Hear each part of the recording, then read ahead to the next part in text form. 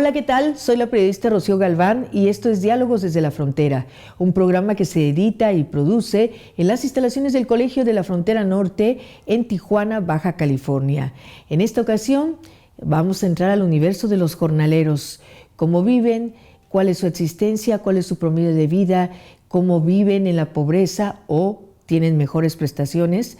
Acompáñeme porque esto que sigue le va a interesar.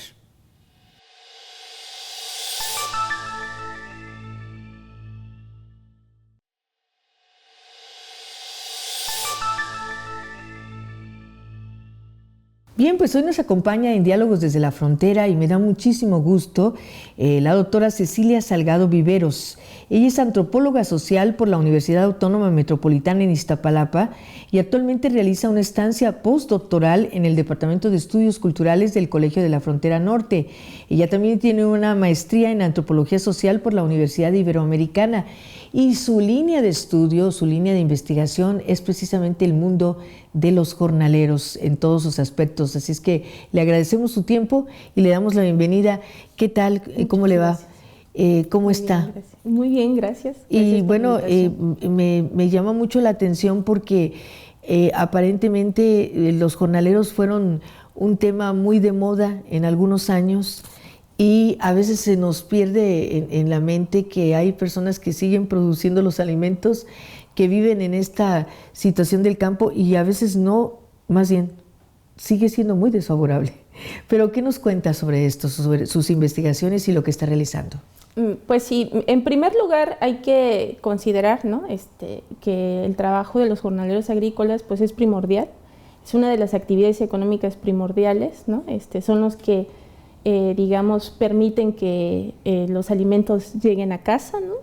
Que nosotros los podamos tener a la mano en los supermercados, en los mercados, en los sobre ruedas, ¿no? Y bueno, en principio, pues considerar que es uno de los trabajos con mayor precariedad laboral, ¿no? Y es importante subrayar que, a diferencia de otros trabajos precarios, ¿no? Porque desafortunadamente no es el único, bueno, pues tiene una raíz histórica, ¿no? Histórica porque pues la gran mayoría, pues población indígena, ¿no? Y bueno, también es estructural, ¿no? Porque digamos en una sucesión de hechos económicos, sociales, de políticas, no sé, hace 30 años las políticas neoliberales en el campo, pues digamos derivaron en que esta precariedad, ¿no? La poca atención, el poco apoyo al campo, ¿no? A los campesinos, pues hizo que una gran población de gente trabajadora en el campo, de campesinos, migraran o se convirtieran en jornaleros agrícolas. Y pues es de los trabajos con bajo prestigio social, ¿no?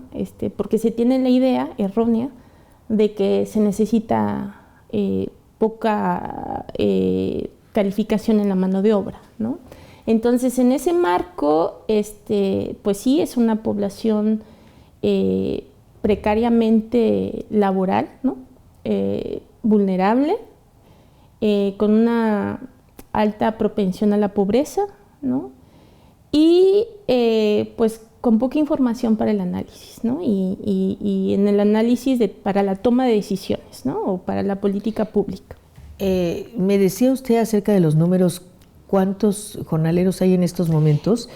Y un aspecto muy importante al poner este punto, es una población poco tomada en cuenta, a pesar del papel tan importante que juegan, ¿verdad? Son poco tomados en cuenta. Y este mito que usted acaba de mencionar, en el sentido de que se piensa que cualquiera puede trabajar en el campo y puede realizar estas labores, cuando esta mano de obra muy calificada se coloca muy bien en Estados Unidos y aún en Canadá, por esa razón, ¿no? Entonces, en ese sentido, ¿cuántos hay en estos momentos? Y usted ha recorrido muchas partes del país en donde existen jornaleros. En ese sentido, ¿hay zonas en el país donde haya jornaleros más pobres que otros? ¿Y cómo es esta corriente de migración de jornaleros de un lado a otro según van dándose los cultivos y todo esto, que es algo también muy interesante? Claro que sí. Bueno, estamos hablando de 2.26 millones de personas en el país que se dedican al trabajo jornalero, ¿no? Agrícola. Digamos, todos, la mayoría son indígenas, ¿no?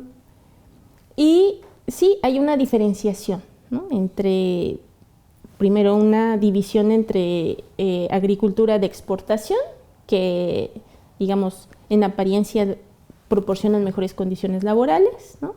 Y no tiene que ver porque siempre digo, no porque los empresarios sean, digamos, buenas personas, sino porque tienen que cumplir con un marco regulatorio de los mercados internacionales, ¿no? El TEMEC. En donde les exigen que tengan que pagar o tener determinadas prestaciones. Exacto. O sea, primero, no contratar niños, ¿no? O sea, cero trabajo infantil.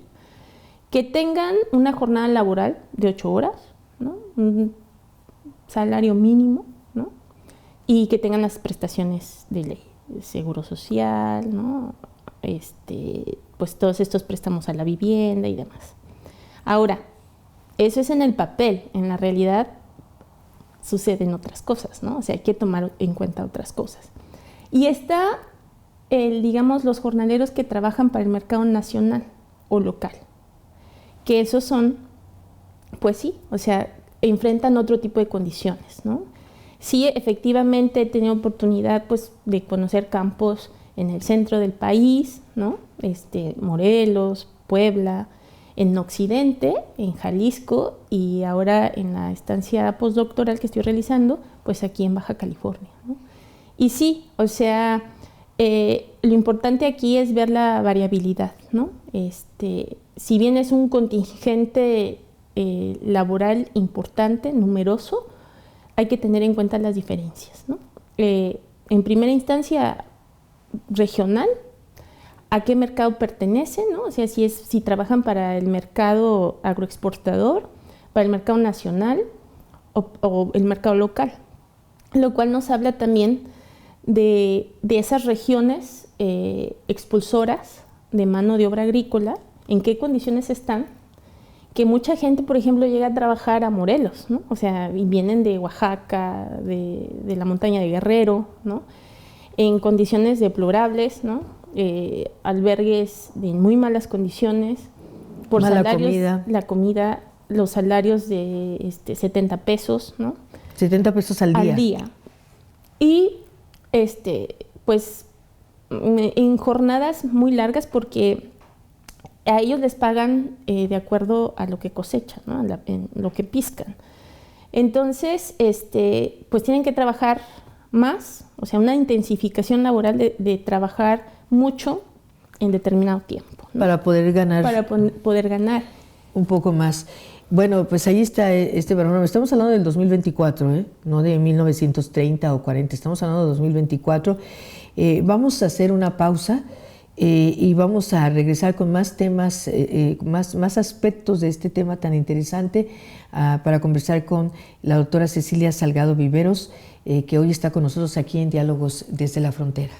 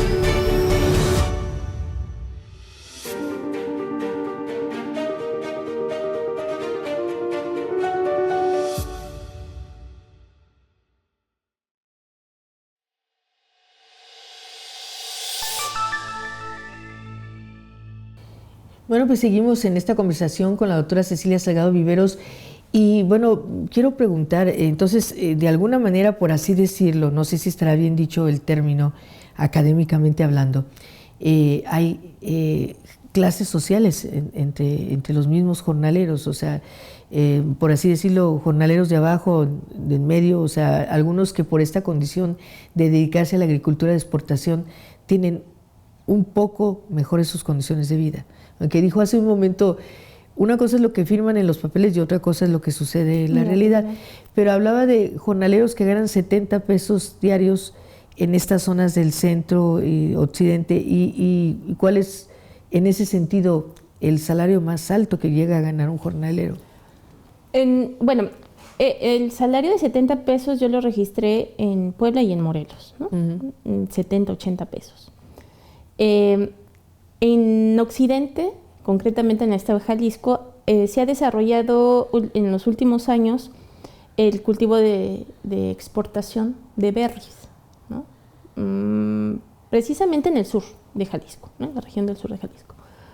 Y ahí, pues son empresas que le venden a Estados Unidos, hay quienes exportan a Japón, a Europa.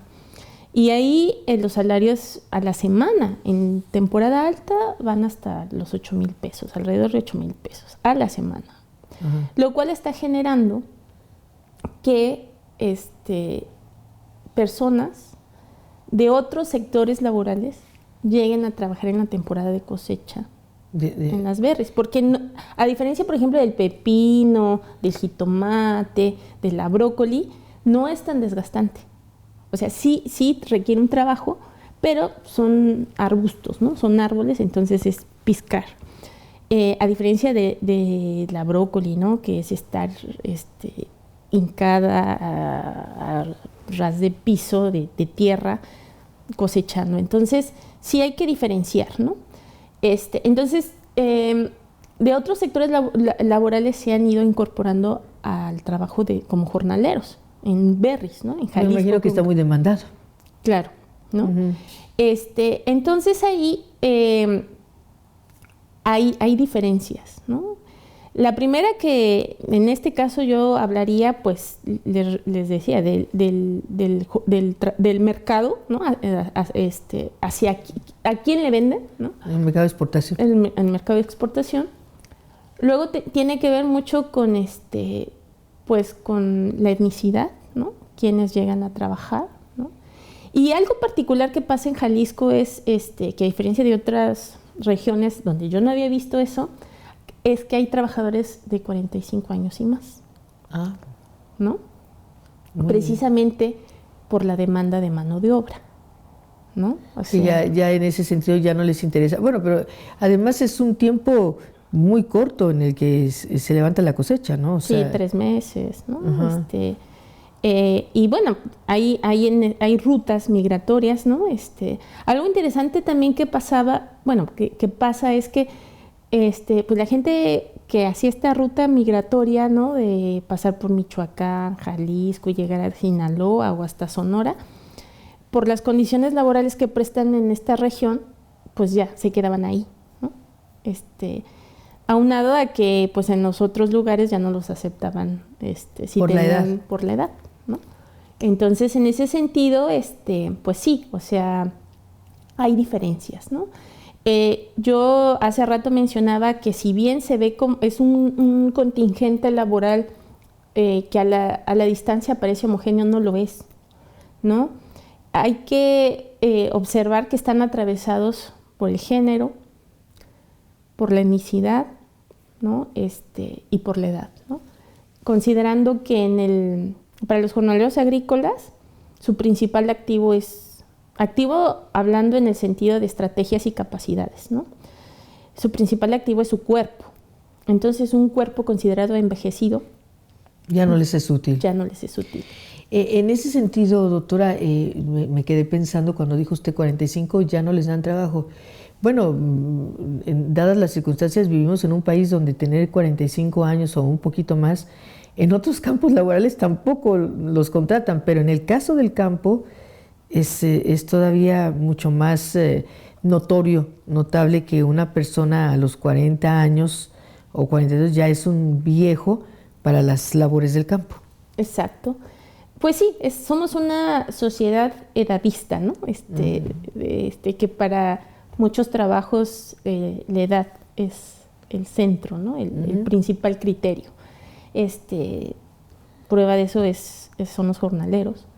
Y también estamos en un país con una precariedad laboral sistémica, ¿no? En el sentido de que, por ejemplo, en Jalisco, pues es notorio que personas de otros sectores laborales van y trabajan, o sea, y con un grado académico alto, ¿no? Que se piensa que los jornaleros en general pues tienen poca escolaridad. Y en Jalisco se observan egresados de universidades, ¿no? Trabajando allí en el campo. Sí, de manera temporal, pero bueno. Pero bueno, el ingreso les atrae. Sí. Qué importante, y sobre todo, doctora, vuelvo a lo mismo, ¿no? Esta parte que debiera ser una atención prioritaria porque producen los alimentos que nos comemos, ¿verdad? El tener el abasto de todos estos alimentos. Y me imagino que usted también ha percibido la cantidad de fuga de personas que no quieren trabajar en el campo. Quienes son jornaleros lo hacen porque no tienen otra alternativa, porque es una cuestión de familia, porque traen un conocimiento de sus ancestros, porque les gusta, aunque ahorita nos acaba de decir que también, bueno, pues el factor económico es muy importante, ¿no? En el caso concreto de Jalisco y la cosecha de las berries. Pues tiene que ver mucho esta característica de la flexibilidad laboral, ¿no? Yo, por ejemplo, he encontrado casos de mujeres, ¿no? Que tienen un trabajo precario igual, ¿no? Como empleadas domésticas, y cuando las descansan se van de jornaleras, ¿no? Entonces tiene que ver mucho con la flexibilidad, ¿no? Como no hay contrato de por medio, no hay un horario que tengan que cumplir, ¿no? O sea, pues necesito que vengas por ejemplo, en Puebla me tocó ver señoras que pues se juntaban de un pueblo, ¿no? Y necesito cosechar coles, ¿no? Entonces, pues ya, o sea, ahí la jornada era de 10 horas, por ejemplo, para ganarse 100 pesos, ¿no? 100 pesos al día, 10 horas. 10 horas. Uf, bueno, uno piensa que esto ya no pasa, pero sigue pasando. Y es una cuestión, pues que usted la conoce muy bien por lo que nos estamos dando cuenta, y qué interesante todo este panorama que nos plantea, doctora. Vamos a hacer pausa y vamos a regresar con la tercera parte del programa de hoy. Vamos a aprovechar la presencia de la doctora para tener dos espacios de diálogos desde la frontera con este interesante tema del mundo de los jornaleros en México. Volvemos.